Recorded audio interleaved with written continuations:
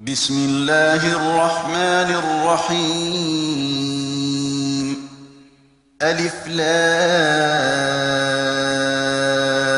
را تلك آيات الكتاب الحكيم أكان للناس عجبا أن أوحينا إلى رجل منهم أن أنذر الناس وبشر الذين آمنوا أن لهم قدم صدق عند ربهم قال الكافرون إن هذا لساحر مبين. Au nom de Dieu, le tout miséricordieux, le très miséricordieux. Alif, Lam, Ra. Voici les versets du livre plein de sagesse. Est-il étonnant pour les gens que nous ayons révélé un homme choisi parmi eux? Avertis les gens et annonce la bonne nouvelle aux croyants qu'ils occupent auprès de leur Seigneur un noble rang. Mais les mécréants disent, de toute évidence, ce n'est qu'un magicien. إن ربكم الله الذي خلق السماوات والأرض في 6 أيام ثم استوى على العرش يدبر الأمر ما من شفيع إلا من بعد إذنه ذلكم الله ربكم فاعبدوه أفلا تذكرون إليه مرجعكم جميعا وعد الله حقا إنه يبدأ الخلق ثم يعيده ليجزي الذين آمنوا وعملوا الصالحات بالقسط والذين كفروا لهم شراب من حميم وعذاب أليم بما كانوا يكفرون. Certes, votre Seigneur est Dieu, qui a créé les cieux et la terre en 6 jours. Puis, il s'est installé sur le trône, administrant toutes choses. Aucun intercesseur sans sa permission, tel est Dieu votre Seigneur. Adorez-les donc, ne vous suivrez? C'est vers lui que vous retournerez tous. C'est là la promesse de Dieu, en toute vérité. Certes, c'est lui qui a tout créé à partir de rien et qui recréera de nouveau, afin de rétribuer en toute équité ceux qui croient et font de bonnes œuvres. Quant à ceux qui ne croient pas, ils auront pour breuvage une eau bouillante, et ils recevront un douloureux châtiment pour avoir refusé de croire. هو الذي جعل الشمس ضياء والقمر نورا وقدره منازل لتعلموا عدد السنين والحساب ما خلق الله ذلك إلا بالحق يفصل الآيات لقوم يعلمون إن في اختلاف الليل والنهار وما خلق الله في السماوات والأرض لآيات لقوم يتقون. C'est lui qui a fait du soleil un flamboiement et de la lune une lumière. Il en a déterminé les phases afin que vous sachiez le nombre des années et le calcul du temps. Dieu n'a créé tout cela qu'en toute vérité. Il expose en détail les signes pour les gens qui comprennent. Certes, dans l'alternance du jour et de la nuit, et dans tout ce que Dieu a créé dans les cieux et sur la terre, il y a des signes pour les gens qui craignent Dieu. إن الذين لا يرجون لقاءنا ورضوا بالحياة الدنيا وطمأنوا بها والذين هم عن آياتنا غافلون أولئك مأواهم النار بما كانوا يكسبون.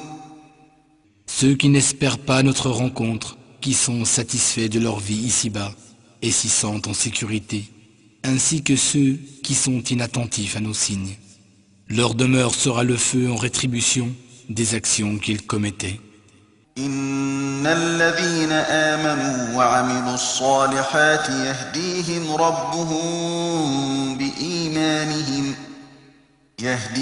ربهم بإيمانهم تجري من تحتهم الأنهار في جنات النعيم دعواهم فيها سبحانك اللهم وتحيتهم فيها سلام وآخر دعواهم أن الحمد لله رب العالمين. Certes, ceux qui croient et accomplissent de bonnes œuvres, leur Seigneur les guide à cause de leur foi. Au-dessous d'eux couleront des ruisseaux dans les jardins des délices. Là, leur invocation sera « Gloire à toi, ô Dieu ». Leur salutation sera « Salam, paix ». Leur prière se terminera par « Louange à Dieu, Seigneur des mondes ». ولو يعجل الله للناس الشر استعجالهم بالخير لقضي إليهم أجلهم فنذر الذين لا يرجون لقاءنا في طغيانهم يعمهون وإذا مس الإنسان الضر دعانا لجنبه أو قاعدا أو قائما فلما كشفنا عنه ضره مر كأن لم يدعنا إلى ضر مسه كذلك زين للمسرفين ما كانوا يعملون. Si pour les hommes, Dieu hâtait le malheur en rétribution de ce qu'ils commettent, avec autant d'empressement qu'ils cherchent le bonheur suite à leurs bonnes actions, le terme de leur vie aurait déjà été ordonné. Mais nous laissons ceux qui n'espèrent pas notre rencontre errer aveuglément dans leurs transgressions. Quand un malheur touche l'homme, il fait appel à nous, étendu sur le côté, assis ou debout. Puis, quand nous le délivrons de son malheur, il continue son chemin comme s'il ne nous avait jamais imploré pour un malheur l'ayant touché. C'est ainsi que sont enjolivées aux outranciers leurs actions. ولقد أهلكنا القرون من قبلكم لما ظلموا وجاءتهم رسلهم بالبينات وما كانوا ليؤمنوا كذلك نجزي القوم المجرمين ثم جعلناكم خلائف في الأرض من بعدهم لننظر كيف تعملون. Nous avons détruit les générations qui vous ont précédés lorsqu'elles se sont comportées de façon injuste. Leurs messagers leur avaient apporté des preuves claires, mais elles avaient refusé de croire. C'est ainsi que nous rétribuons les criminels. Puis, nous avons fait de vous leurs successeurs sur terre, afin de voir comment vous alliez agir. وَإِذَا تُتْلَى عَلَيْهِمْ آيَاتُنَا بَيِّنَاتٍ قَالَ الَّذِينَ لَا يَرْجُونَ لِقَاءَنَا ائْتِ بِقُرْآنٍ غَيْرِ هَذَا أَوْ بَدِّلْهُ قُلْ مَا يَكُونُ لِي أَنْ أُبَدِّلَهُ مِنْ تِلْقَاءِ نَفْسِي إن أتبع إلا ما يوحى إلي إني أخاف إن عصيت ربي عذاب يوم عظيم. قل لو شاء الله ما تلوته عليكم ولا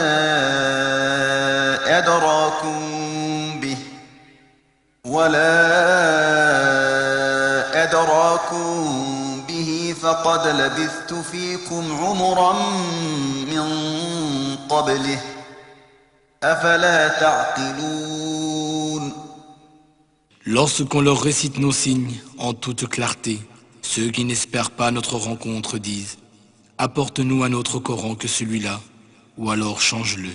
Dis, ô Mohammed, il ne m'appartient pas de le changer de mon propre chef, je ne fais que suivre ce qui m'est révélé. Je crains, si je désobéis à mon Seigneur, la rétribution d'un jour terrible. Dis, si Dieu avait voulu, je ne vous l'aurais pas récité, et il ne vous l'aurait pas non plus fait connaître. J'ai vécu toute mon existence parmi vous, avant qu'il ne me soit révélé. Ne raisonnez-vous donc pas? فمن أظلم ممن افترى على الله كذبا أو كذب بآياته إنه لا يفلح المجرمون ويعبدون من دون الله ما لا يضرهم ولا ينفعهم ويقولون هؤلاء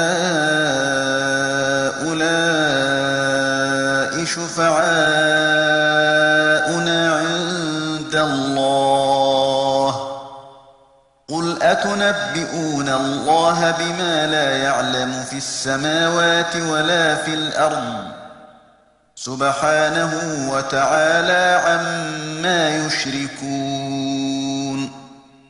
Qui est plus injuste que celui qui invente un mensonge au sujet de Dieu ou qui traite de mensonge ses signes? Certes, les criminels ne réussissent jamais. Ils adorent, au lieu de Dieu, ce qui ne peut ni leur nuire ni leur profiter. Ils disent, ceux-ci sont nos intercesseurs auprès de Dieu. Dis, informerez-vous Dieu d'une chose qu'il ne connaît pas dans les cieux ou sur la terre. Gloire à lui, il est très élevé au-dessus de ce qu'il lui associe. وما كان الناس إلا أمة واحدة فاختلفوا ولولا كلمة سبقت من ربك لقضي بينهم فيما فيه يختلفون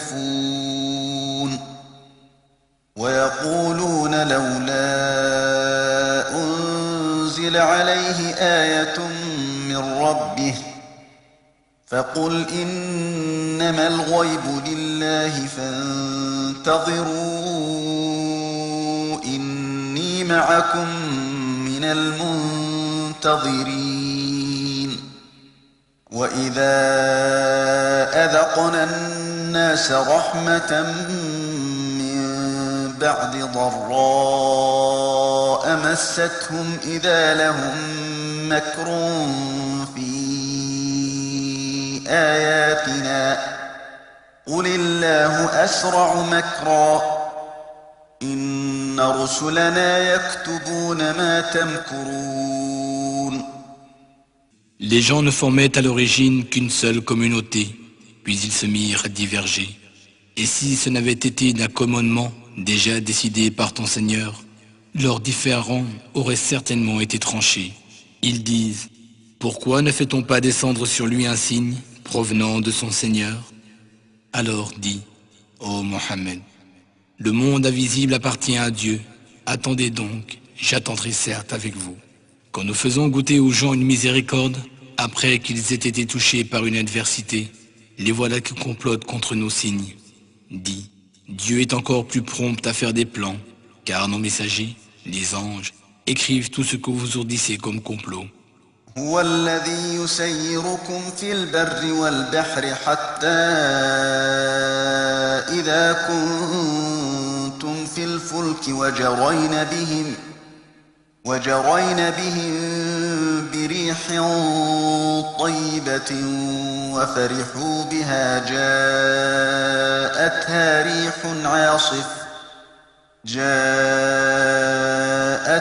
ريح عاصف وجاءهم الموج من كل مكان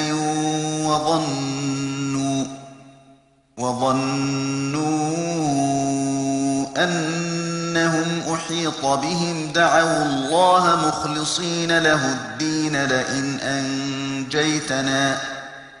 لئن أنجيتنا من هذه لنكونن من الشاكرين. C'est lui qui vous fait aller sur terre et sur mer, lorsque vous vous trouvez sur des bateaux qui vous emportent grâce à un bon vent. Vous vous en réjouissez jusqu'au moment où un vent violent s'abat sur vous.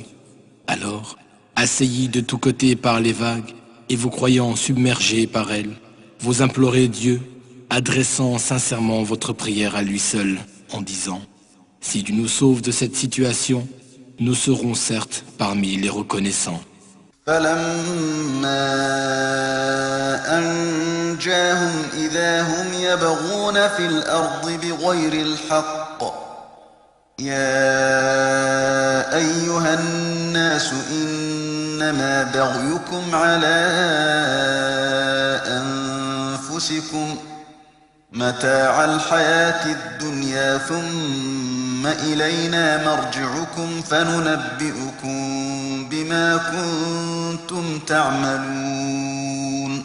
Puis, une fois qu'il les a sauvés, voilà que sur terre ils se rebellent injustement. Ô gens, votre rébellion ne retombera que sur vous-même. Vous profitez temporairement de la vie d'ici-bas. Puis, c'est vers nous que vous serez ramenés et nous vous informerons alors de ce que vous faisiez. إنما مثل الحياة الدنيا كماء إن أنزلناه من السماء فاختلط به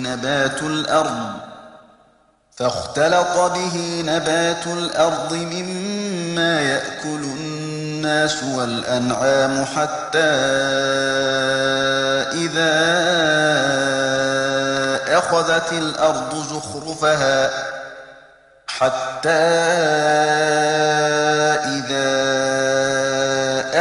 الأرض زخرفها وزينت وظن أهلها أنهم قادرون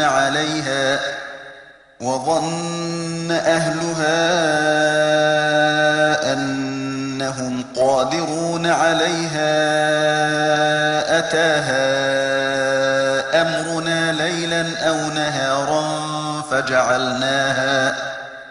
فجعلناها حصيدا كأن لم تغن بالأمس كذلك نفصل الآيات لقوم يتفكرون. La vie d'ici-bas est comparable à une eau que nous faisons descendre du ciel et qui se mélange à la végétation de la terre dont se nourrissent les hommes et les bêtes. Puis, lorsque la terre prend sa parure et s'embellit et que ses habitants estiment qu'ils en sont parfaitement maîtres, notre ordre leur vint de nuit ou de jour et nous la fauchons comme si elle n'avait pas la veille été florissante. Ainsi, exposons-nous les signes pour les gens qui réfléchissent. والله يدعو إلى دار السلام ويهدي من يشاء إلى صراط مستقيم. Dieu appelle à la demeure de la paix et il guide qui il veut vers un droit chemin. للذين أحسنوا الحسنى وزيادة ولا يرهق وجوههم قتر ولا ذلة أولئك أصحاب الجنة هم فيها خالدون. والذين كسبوا السيئات جزاء سيئة بمثلها وترهقهم ذلة ما لهم من الله من عاصم كأنما أغشيت وجوههم قطعا من الليل مظلما أولئك أصحاب النار هم فيها خالدون.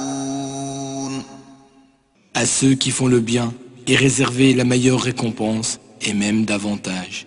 Ni fumée noire, ni humiliation ne couvriront leur visage. Ceux-là sont les habitants du jardin où ils demeureront éternellement.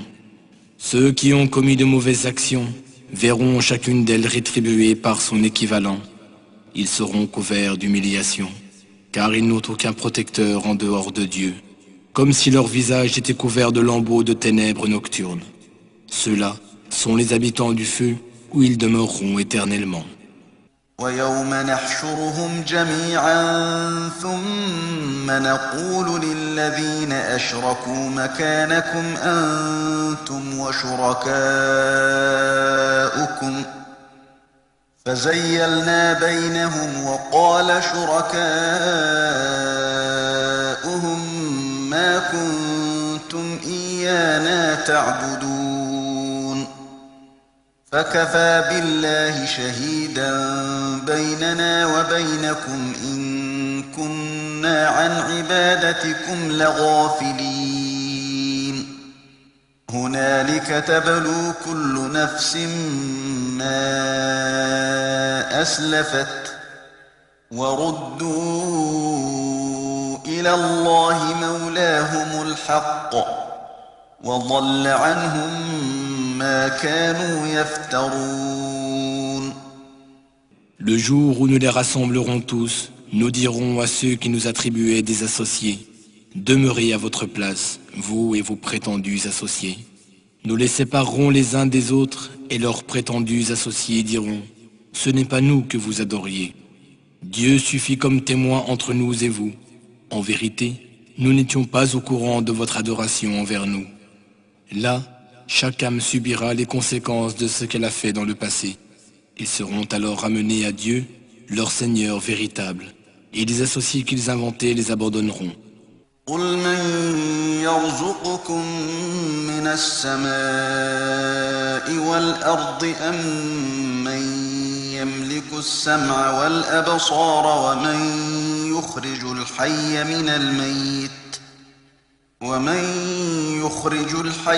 الميت ويخرج الميت من الحي ومن يدبر الأمر فسيقولون الله فقل أفلا تتقون فذلكم الله ربكم الحق فماذا بعد الحق إلا الضلال فأنى تصرفون كذلك حقت كلمة ربك على الذين فسقوا أنهم لا يؤمنون.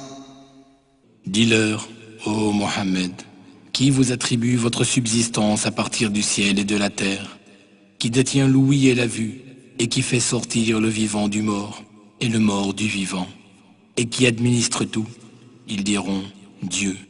Alors dis-leur, ne le craindrez-vous donc pas? Tel est Dieu votre véritable Seigneur. Au-delà de la vérité, qu'y a-t-il sinon l'erreur? Comment alors pouvez-vous vous détourner? C'est ainsi que s'est avérée la parole de ton Seigneur contre ceux qui transgressent. En vérité, ils ne croient pas. قل هل من شركائكم من يبدأ الخلق ثم يعيده قل الله يبدأ الخلق ثم يعيده فأنى تؤفكون قل هل من شركائكم من يهدي إلى الحق قل الله يهدي للحق أفمن يهدي إلى الحق أحق أن يتبع أم من لا يهدي إلا أن يهدى فما لكم كيف تحكمون وما يتبع أكثرهم إلا ظنا إن الظن لا يغني من الحق شيئا إن الله عليم بما يفعلون. Dis, y en a-t-il parmi vos associés que vous attribuez à Dieu qui soit capable de donner forme à partir de rien à une première création et de la recréer par la suite? Dis, Dieu seul donne forme à toute la création à partir de rien et la recrée par la suite. Comment pouvez-vous alors être aussi égarés? Dis, y en a-t-il parmi vos associés que vous attribuez à Dieu qui soit capable de guider les gens vers la vérité? Dis, C'est Dieu qui guide vers la vérité. Est-ce celui qui guide vers la vérité qui est le plus digne d'être suivi? Ou est-ce celui qui ne trouve sa voie que s'il est lui-même guidé? Qu'avez-vous donc? Comment jugez-vous? La plupart d'entre eux ne suivent que des conjectures, mais les conjectures ne servent à rien contre la vérité. Certes, Dieu sait parfaitement ce qu'ils font. وما كان هذا القرآن أن يفترى من دون الله ولكن تصديق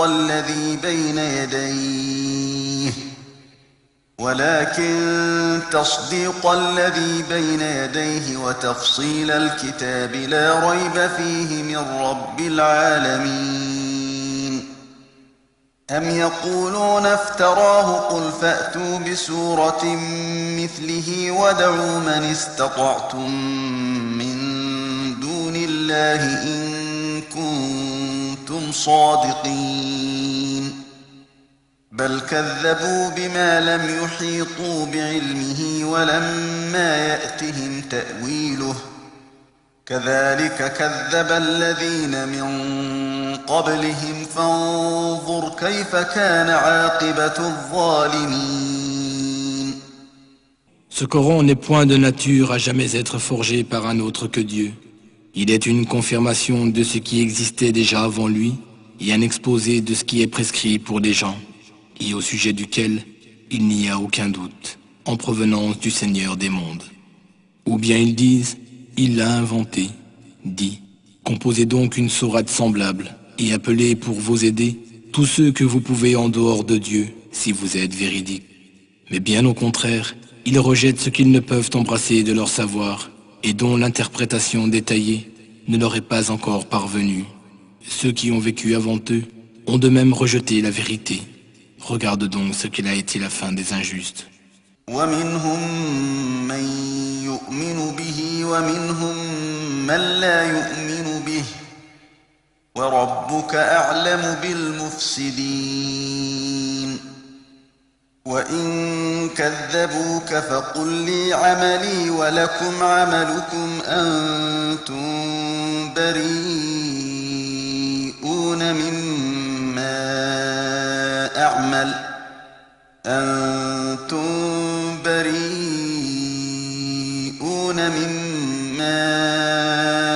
أعمل وأنا بريء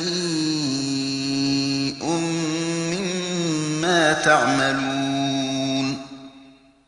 Parmi eux, il y en a qui y croient, et il y en a qui n'y croient pas.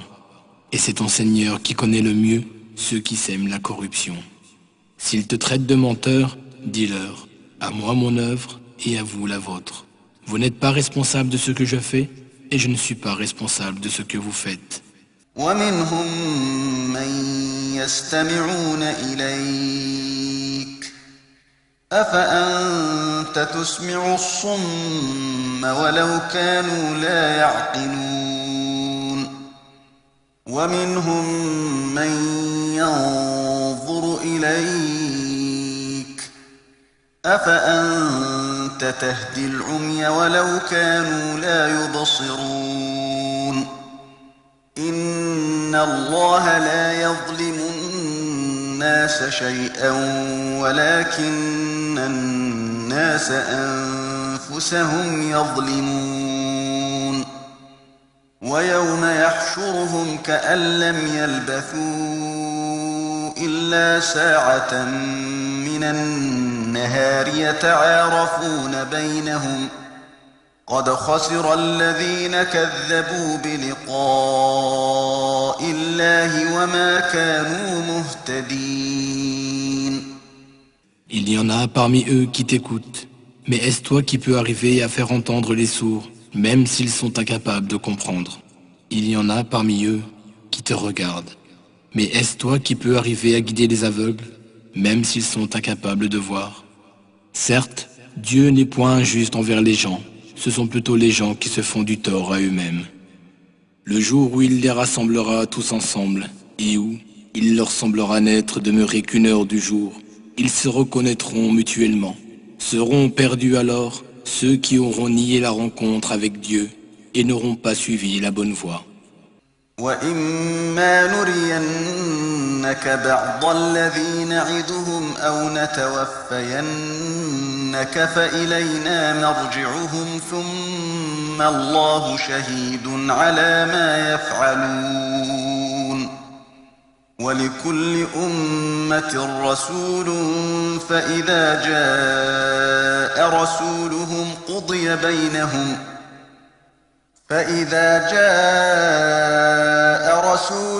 قضي بينهم بالقسط وهم لا يظلمون ويقولون متى هذا الوعد إن كنتم صادقين قل لا أملك لنفسي ضرا ولا نفعا إلا ما شاء الله لكل أمة أجل إذا جاء أجلهم فلا يستأخرون ساعة ولا يستقدمون. Que nous te fassions voir de ton vivant, ô Mohammed, une partie de ce dont nous les menaçons, ou que nous te fassions mourir avant, c'est tout de même vers nous qu'ils seront ramenés. De plus, Dieu est témoin de ce qu'ils font. Pour chaque communauté, il y a un messager, et lorsque leur messager vient, tout sera jugé en toute équité entre eux, et ils ne seront point lésés. Ils disent, quand cette promesse se réalisera-t-elle si vous êtes véridique? Dis, je n'ai le pouvoir ni de me nuire, ni d'attirer vers moi un bienfait, sauf par la volonté de Dieu. Pour chaque communauté, il y a un terme fixé. Et quand vient leur terme, ils ne peuvent ni le retarder d'une heure, ni le hâter. قل أرأيتم إن أتاكم عذابه بياتا أو نهارا ماذا يستعجل منه المجرمون أثم إذا ما وقع آمنتم به الآن وقد كنتم به تستعجلون ثم قيل للذين ظلموا ذوقوا عذاب الخلد هل تجزون إلا بما كنتم تكسبون. Dis, voyez-vous si son châtiment vous arrive de nuit ou de jour, les criminels pourraient-ils en hâter quelque chose?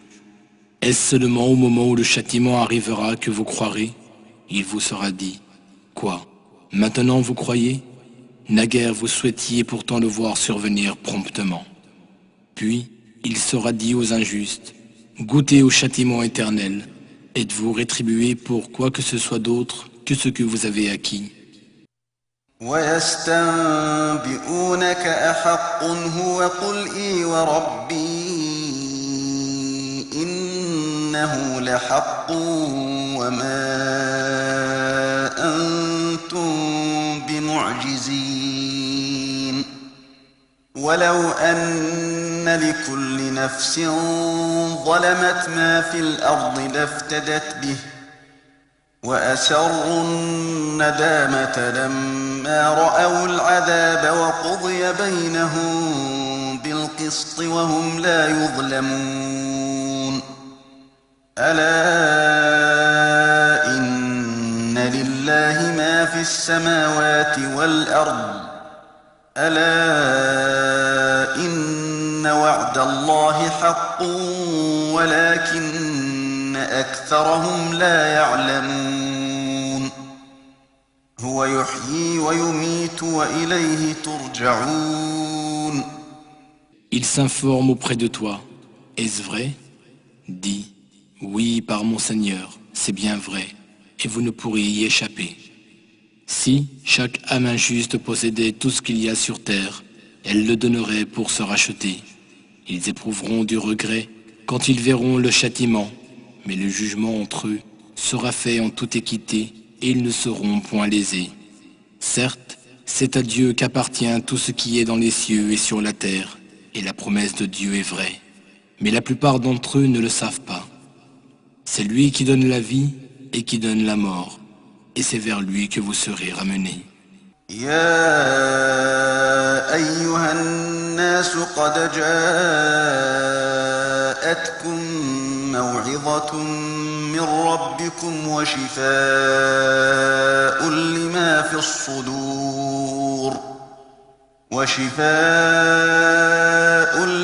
في الصدور وهدى ورحمة للمؤمنين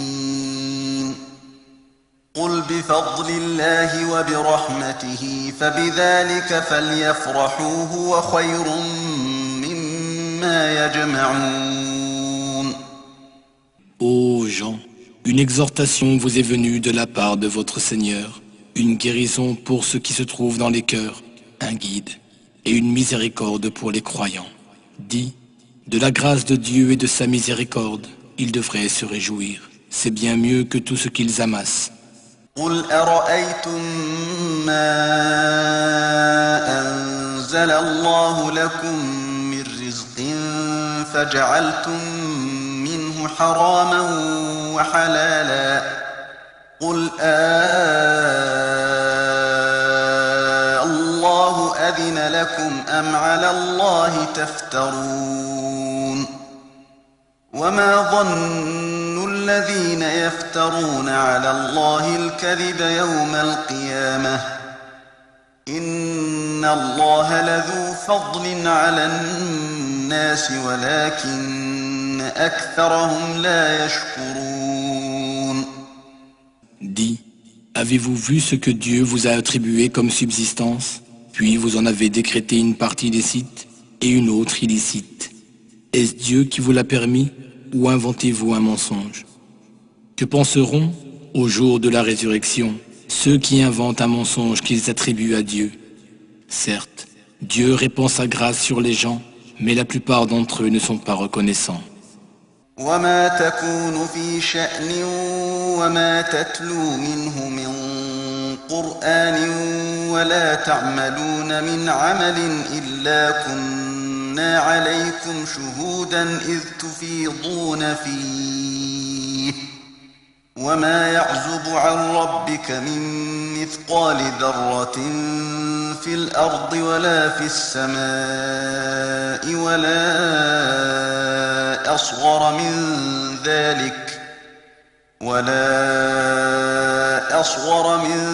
ذلك ولا أكبر إلا في كتاب مبين. Tu ne feras aucune activité, tu ne réciteras aucun passage du Coran, et vous les gens, n'accomplirez aucun acte sans que nous n'en soyons témoins au moment où vous serez en train de le faire. Il n'échappe pas à ton Seigneur, ni le point d'un atome sur terre ou dans le ciel, ni un poids plus petit ou plus grand qui ne soit déjà inscrit dans un livre explicite. ألا إن أولياء الله لا خوف عليهم ولا هم يحزنون الذين آمنوا وكانوا يتقون لهم البشرى في الحياة الدنيا وفي الآخرة لا تبديل لكلمات الله ذلك هو الفوز العظيم.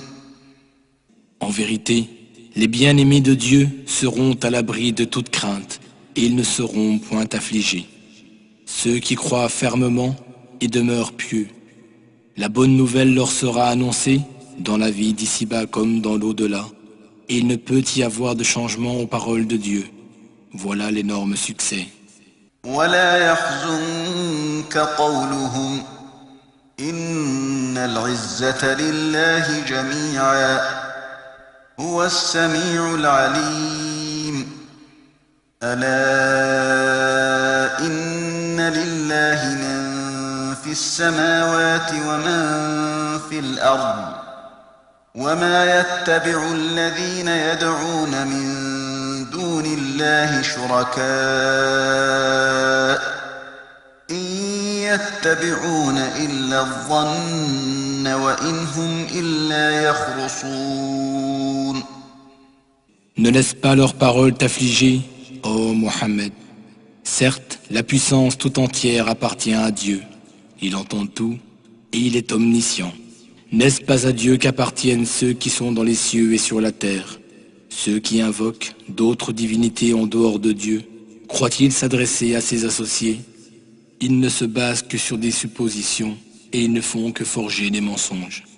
هو الذي جعل لكم الليل لتسكنوا فيه والنهار مبصرا إن في ذلك لآيات لقوم يسمعون قالوا اتخذ الله ولدا سبحانه هو الغني له ما في السماوات وما في الأرض إن عندكم من سلطان بهذا أتقولون على الله ما لا تعلمون.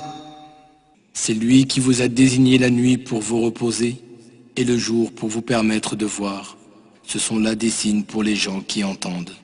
Ils disent, Dieu s'est donné un fils, gloire et pureté à lui. Il est par excellence celui qui se suffit à lui-même. Tout ce qui est dans les cieux et sur la terre lui appartient. De quelle autorité tenez-vous ce que vous avancez? Dites-vous au sujet de Dieu des choses que vous ignorez?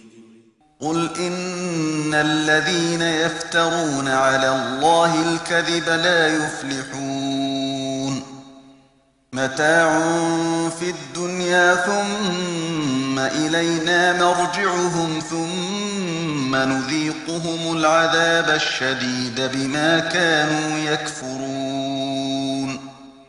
Dis, en vérité, ceux qui inventent un mensonge au sujet de Dieu ne réussiront pas. Ils ne jouiront que de leur part d'ici-bas, puis ils seront ramenés vers nous et nous leur ferons goûter un terrible châtiment pour avoir refusé de croire.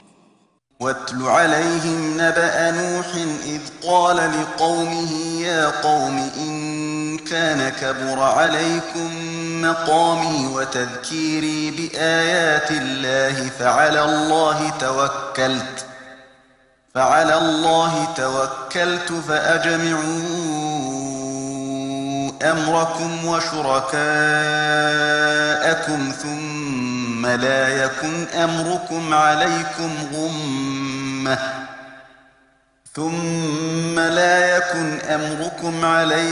غمة ثم قضوا إلي ولا تنظرون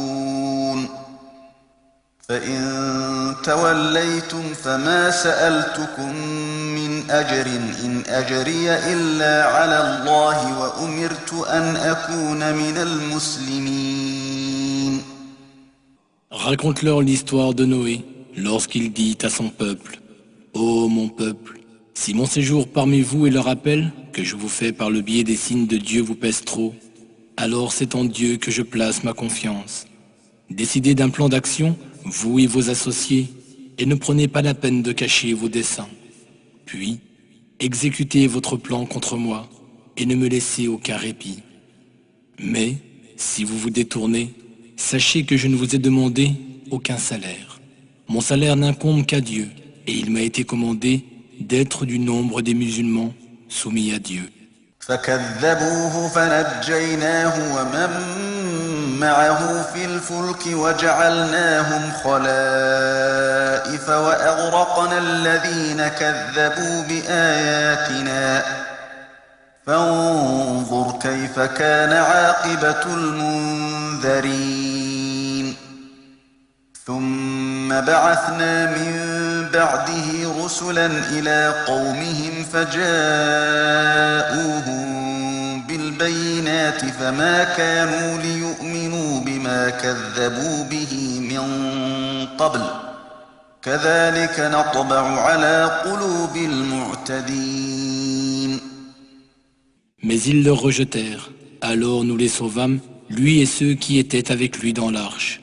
Puis nous fîmes d'eux des successeurs sur la terre, tandis que nous noyâmes ceux qui avaient rejeté nos signes. Regarde, quelle fut la fin de ceux qui avaient été avertis.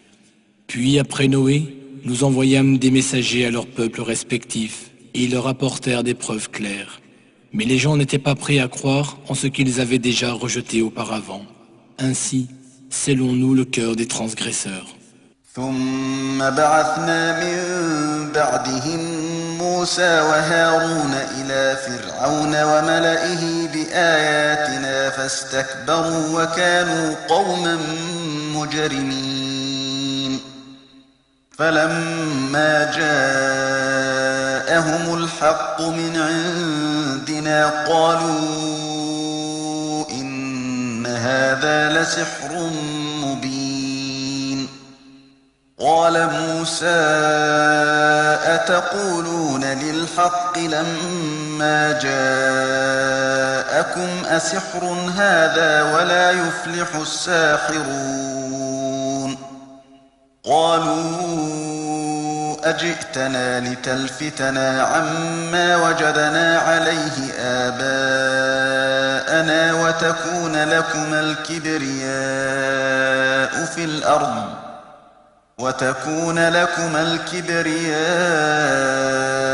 في الأرض وما نحن لكما بمؤمنين.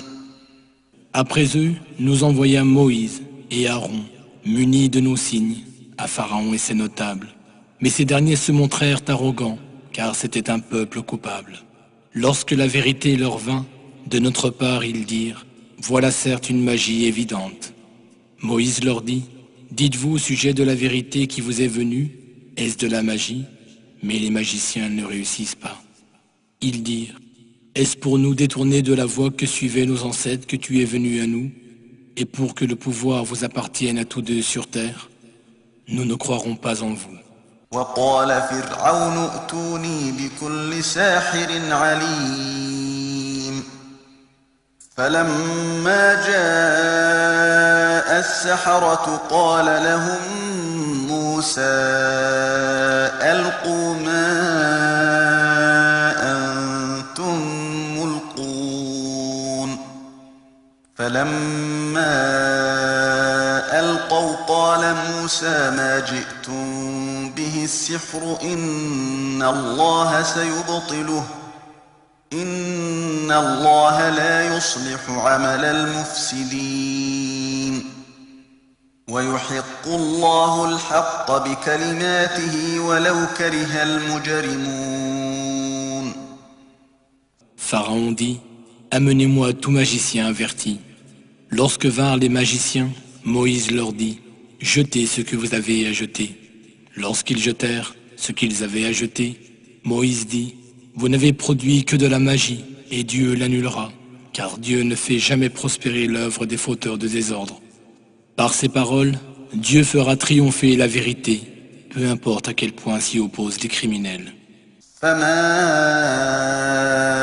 آمن لموسى إلا ذرية من قومه على خوف من فرعون وملئهم أن يفتنهم وإن فرعون لعال في الأرض وإنه لمن المسرفين.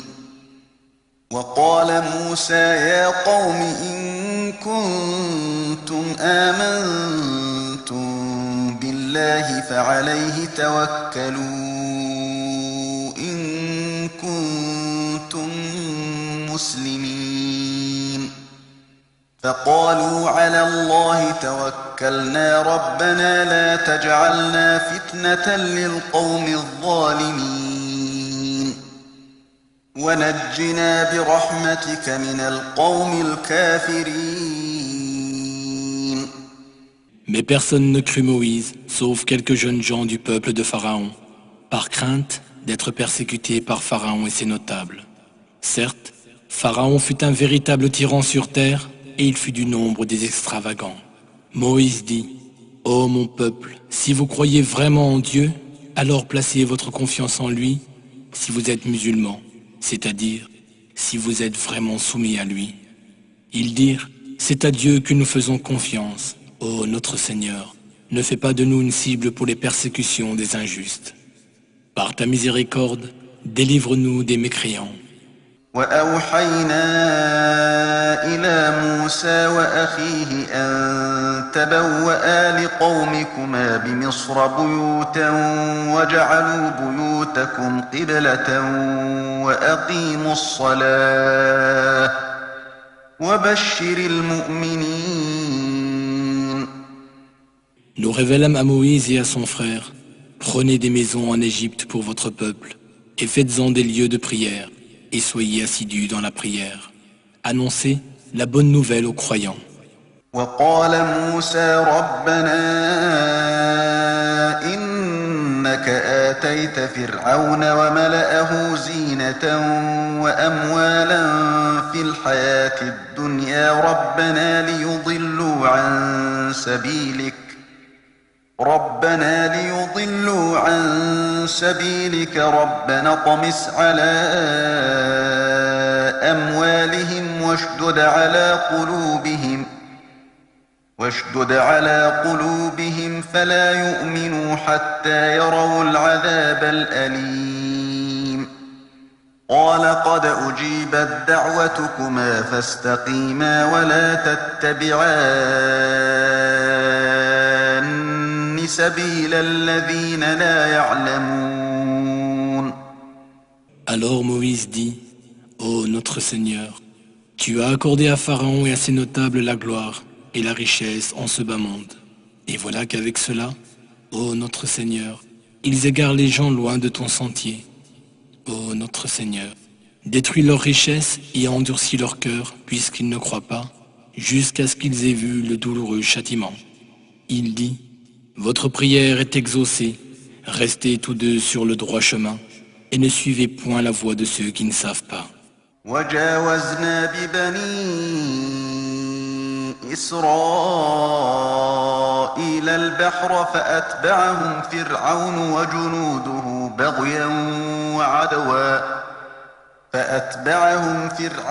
وجنوده بغيا وعدوا حتى إذا أدركه الغرق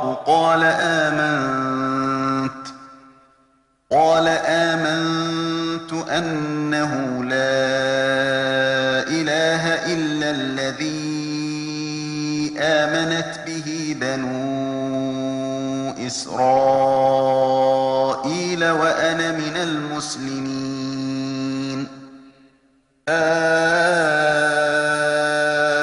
الآن وقد عصيت قبل وكنت من المفسدين.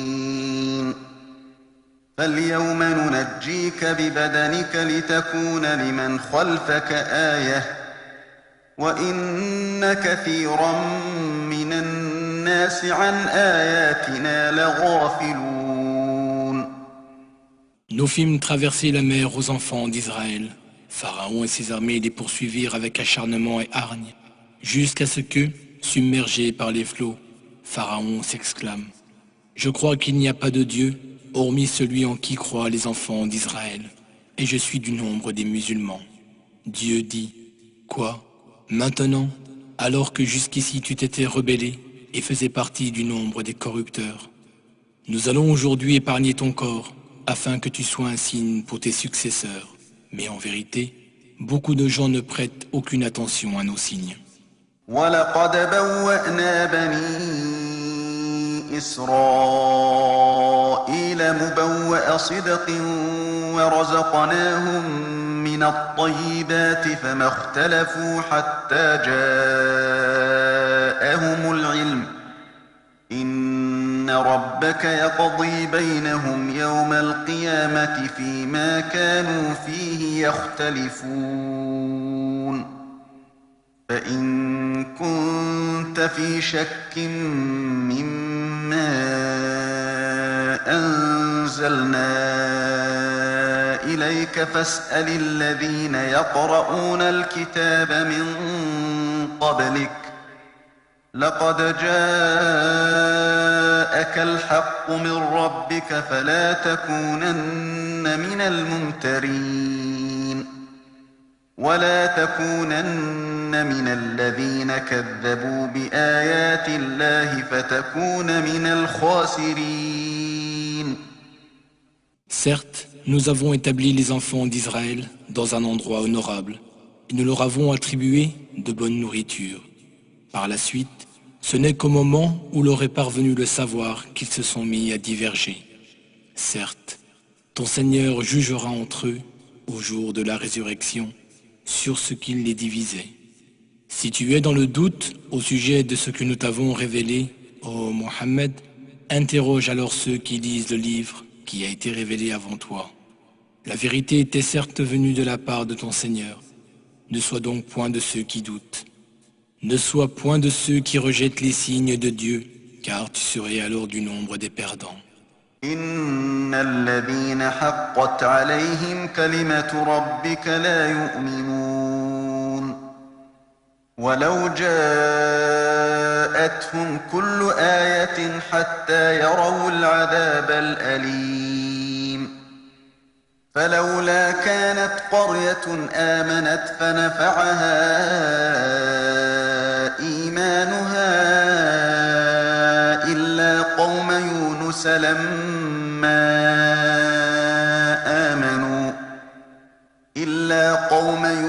لما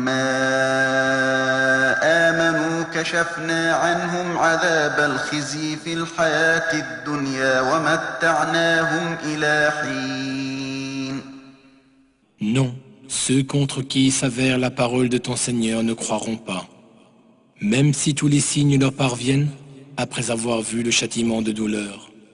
Si seulement, parmi toutes les cités qui ont été détruites dans le passé, il y en avait eu une dont tous les habitants avaient été croyants, et à qui leur croyance avait ensuite profité, comme ce fut le cas pour le peuple de Jonas.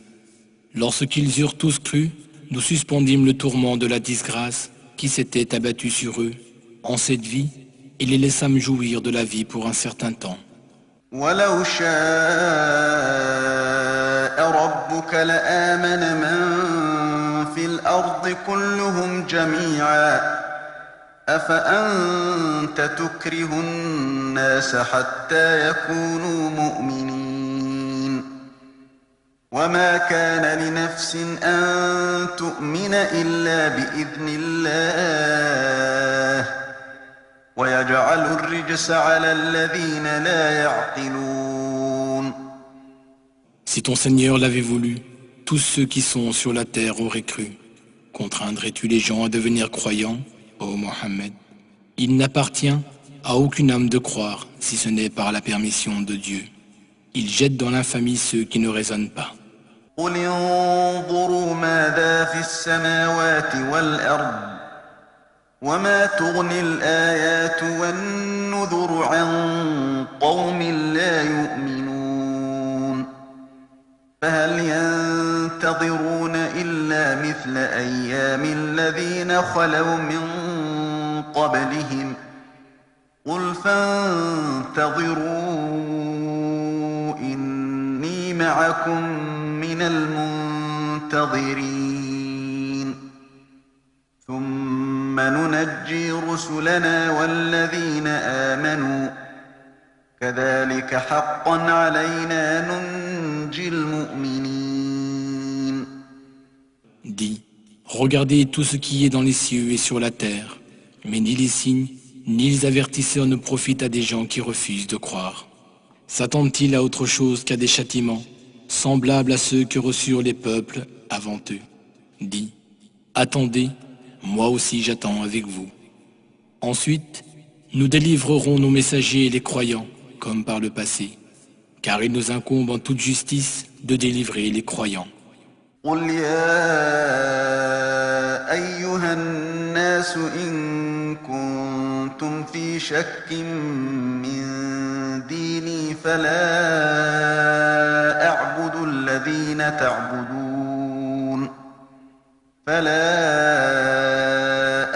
الذين تعبدون من دون الله ولكن أعبد الله الذي يتوفاكم وأمرت أن أكون من المؤمنين وأن أقم وجهك للدين حنيفا ولا تكونن من المشركين ولا تدع من دون الله ما لا ينفعك ولا يضرك فإن فعلت فإنك إذا من الظالمين.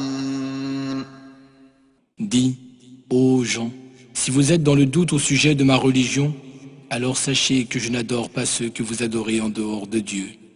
Mais j'adore Dieu qui vous fera mourir, et il m'a été commandé d'être du nombre des croyants. Il m'a été dit, oriente-toi résolument vers la religion en pur monothéiste. Ne sois pas du nombre des associateurs. N'invoque pas, en dehors de Dieu, ce qui ne peut ni te profiter ni te nuire. Et si tu le faisais, tu serais alors du nombre des injustes. وإن يمسسك الله بضر فلا كاشف له إلا هو وإن يردك بخير فلا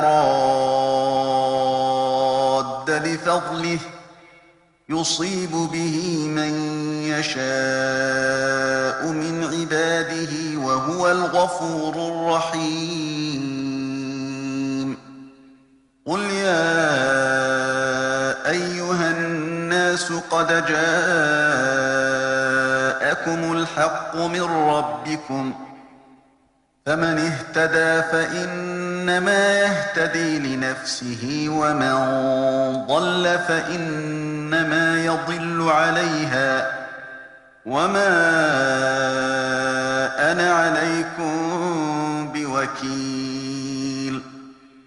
واتبع ما يوحى إليك واصبر حتى يحكم الله وهو خير الحاكمين. Si Dieu fait qu'un mal t'afflige, nul ne peut l'écarter en dehors de lui. Et s'il veut qu'un bien te touche, nul ne peut repousser sa grâce. Il en gratifie qui il veut parmi ses serviteurs. C'est lui le pardonneur, le miséricordieux. Dis, ô gens, certes la vérité vous est venue de la part de votre Seigneur. Alors quiconque suit la bonne voie ne la suit que pour lui-même. Quiconque s'égare ne s'égare qu'à son propre détriment. Je ne suis pas votre gardien. Suis ce qui t'est révélé et sois constant jusqu'à ce que Dieu rende son jugement. Il est le meilleur des juges.